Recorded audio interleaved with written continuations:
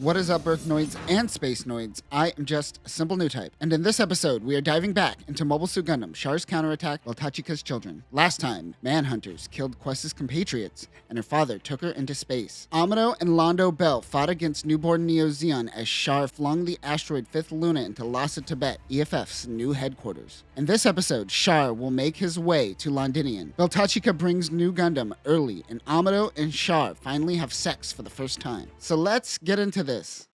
Resin launches with a team of Gyaradogas. She doesn't understand why they are using mobile suits for a diversion, as they aren't meant for long-term use, but she rolls with it. Back with the Londo Bell fleet, the Ragazi is still down, so Amado launches in a Jagan. On the Reilula, Mesta is coordinating to launch dummy balloons in the hopes of diverting the EFF fleet as Char and Gus make their way towards Londenion. They're using this as an opportunity to see if they can use dummy ships during battle. As the Londo Bell fleet approaches, they begin a cannon barrage. The Jagans and Gyaradogas meet on the battlefield. Char's crew takes off on a shuttle towards Londenion. As the Gyaradoga approaches, they launch dummy asteroids, confusing the Jagan pilots. It allows Zeon to break through their defenses. Amado is able to shoot down one real Gyaradoga. Back on the shuttles carrying the pariahs and Hathaway, it seems 5th Luna did do some damage as it passed by. They are trying to get the apogee motors working before they get caught up in the battle happening not too far away. They send out a signal flare and the Gyaradogas pull back. The Rock Hyloom goes in to save the citizens of the shuttle. They find out that Adenoir is on board and wonders what he is doing. He responds by saying that he was probably running away.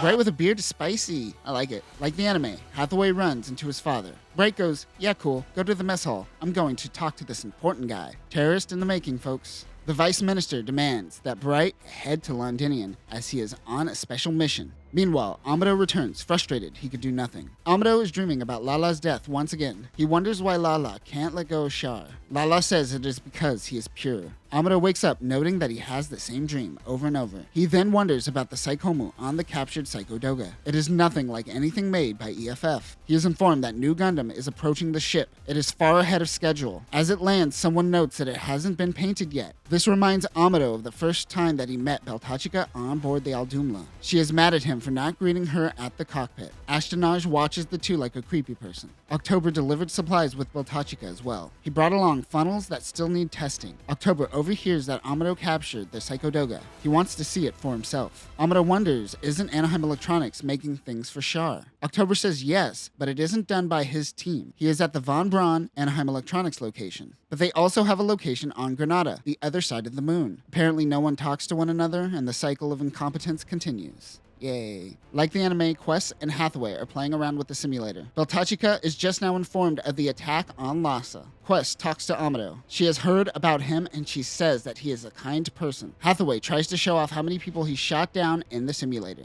While on the colony, Char and Gus learn that Londo Bell is the most active fleet, but one of the smallest. There are plenty of normal fleets 10 times bigger than Londo Bell, and they are all just hanging out and doing nothing. They are just sitting around. Gus is worried about the captain getting arrested while in the colony. He reminds Gus that that is why he is here. We learn that his parents died during Operation British. I have a feeling he's one of those guys that constantly brings up his parents' death. You aren't Batman. They enter into the colony. Hathaway and Quest are sightseeing around the colony. They have a conversation about the 1-year war and how Char fought for the Zombies to seek revenge. He then left for the asteroid belt where no one knows what he did.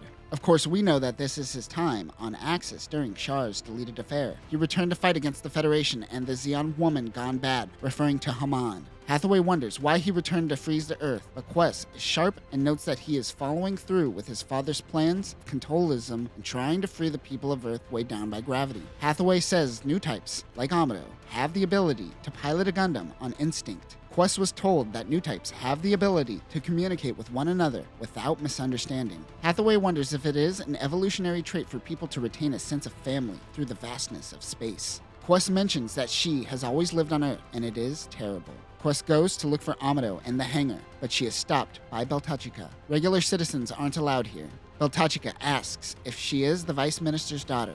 Quest looks her in the eyes and says, "Bitch, you prego." Beltorchika is taken aback by Quest's rudeness. She apologizes, but then says that she is sensing the strength of an entirely different person. She then goes, "Okay, bye." The Rock Hyloom finally makes its way to Londenion. Amado wonders if Adenoir Pariah came here for negotiations. Bright seems to think so. He wonders if Char is going through with freezing Earth. In order to send Earth through an ice age, Char needs another asteroid, and EFF currently has every single asteroid on lock. But then how did Char get a hold of Fifth Luna in the first place? Tell me that new type boy whose Japanese voice actor did terrible things. Bright says that if they want to live on Earth without dying by Char's hands, they will eventually have to give in to his demands. Bright realizes that he is too optimistic. It is, Bright. We are all going to die. They get the Vice Minister safely to the colony. He asks about negotiations, but Pariah says that no one must know that he is here until EFF makes an official announcement. He onboards the ship and meets up with Cameron Bloom of the Audit Bureau.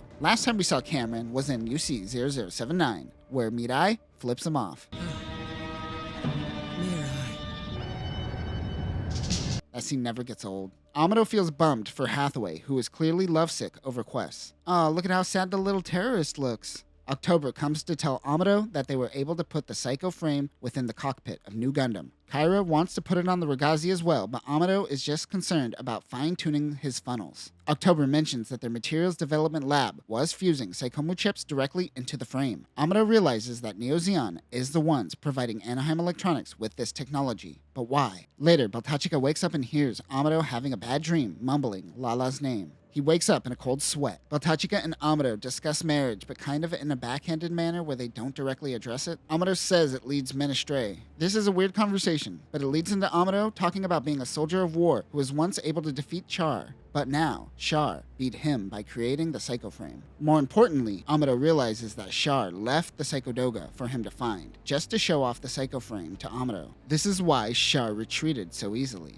This means that Char knew of the existence of New Gundam this whole time, and he knew that it wouldn't be enough to go against Char's Nightingale.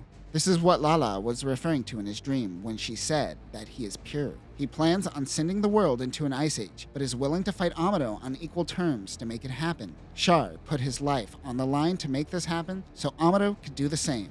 Beltorchika thinks this is absurd, but she grabs her stomach and is more concerned about a potential future family beginning on broken grounds. Canberra Hotel in Londenion. Maybe just Canberra? Why would neo-British white people have a Spanish-sounding hotel name? Tamino is trolling us all with these names, and he gets the last laugh. Pariah and Cameron meet with EFF higher-ups. Like the anime, Cameron wonders what this meeting is all about when Char makes his appearance. They come to an agreement for a surrender of Neo Zeon, where they will surrender their fleet to Luna 2 in exchange for access which will provide precious minerals, as well as solve the unemployment issue in Sweetwater. Neo Zeon provides EFF with that cash money. Similar to the anime, they want to provide their fleets with jobs, but unlike the anime, Char was unaware of this. However, this conversation all feels like a ruse to some extent. They learn that the nuclear engine on Axis is still functional. They finish their deal and go their separate ways, where Neo Zeon will disarm at a later date. Nice. Still plenty of time to do a little bit of terrorism. Back in Londenion. Wait, they have their own Big Ben?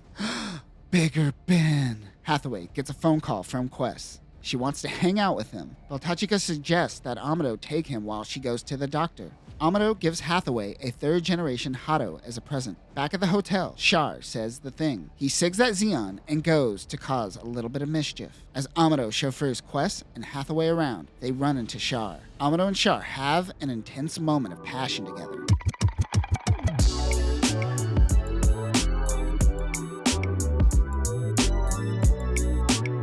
For all intents and purposes, this is the sex scene of the movie, and I'm gonna need a cigarette after that. Quest knocks the gun out of Amado's hands and points it at him. Char tells her to come along with him, and Gus drops down in a Hyzak and takes them away. He yells out to Amado, desiring to fight on equal grounds. Like the anime, Cameron goes to meet with Bright to inform him that Pariah and EFF officials met with Char about an hour and a half ago. Char and Neo Zeon begin prepping to leave the colony. Quest introduces herself as Quest's heir and heads out with Char. Bright tries to convince Pariah that Char is up to no good, but he just makes fun of his beard and tells him he has no style. How dare. He suddenly gets a call from Amado about Char taking Quest. Hathaway whines and complains just like the anime. Back on the Reilula, Mesta is informed that Char has made his return, but she is seeing the new Alpha Izeru. We will break down this mobile armor in our anime coverage. Gus is going to be the one who pilots Alpha. Mesta wonders if he will be able to handle it, not knowing that Char just so happened to bring back someone who might be able to use the Alpha to its full potential. On the Argama, Bright can't seem to bring himself to shave his beard. And that will do it for this episode. Questa's untapped new type potential is possibly the strongest we've seen thus far, as she instantly was able to sense another life form inside of Beltorchika. However, besides Beltorchika's pregnancy, things seem to have played out more or less the same as we saw in the movie. Next time, I regret to inform everyone that Bright indeed shaves his beard. It's a bigger tragedy than Australia. Neo Zeon begins testing Questa's new type powers, and Mesta gets jealous over a little girl. But that will do it for now, new types. Remember that even in the future, two different branches of a company can be so incompetent, they don't even know they are competing with itself. Peace.